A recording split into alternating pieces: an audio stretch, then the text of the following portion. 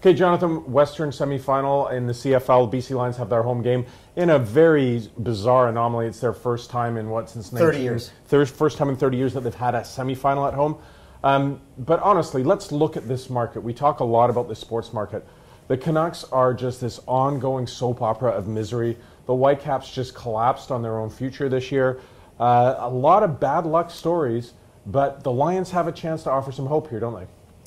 Well, you know, one of the things I've always liked about the Lions and about the CFL in general is the NHL is all millionaires, and so they're treated like millionaires. They're treated in a special way.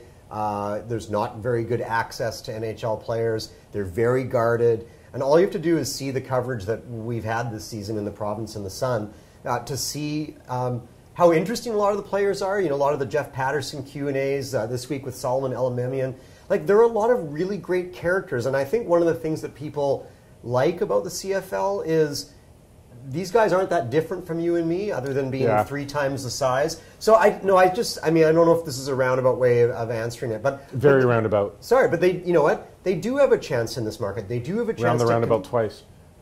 Go on. No, so my point is that's great. This folksy, feel good, accessible. That's BS. People want star power. They want athletes that they can look up to and admire, and certainly you can do that with the BC Lions. Okay. For me, it comes down to wins and losses, and this is a team that has stumbled along the last 3-4 years, and everyone's going, hey, why aren't people going to the games? I think they put a quality product on the field this year. So much of that is down to Wally Buono. They're back in the mix, and they have a chance to win and actually bring some hope to this market, and that's what gets people excited, not the fact that they have these great Q&As. Okay. Well, you're an ass, first of all. Well, yeah, okay. we know that. All right. Second of all, you talk about star power. So they did win this year. They're 12-6 this year.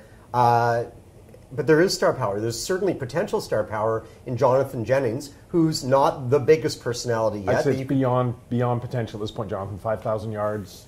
You know, okay. Floating with all-time Lions marks. I think it's time to remove the potential tag away from them. That's all. Yeah. So there's Jennings. There's Arsenault. You've got Solly, and you've got Biggie. At linebacker.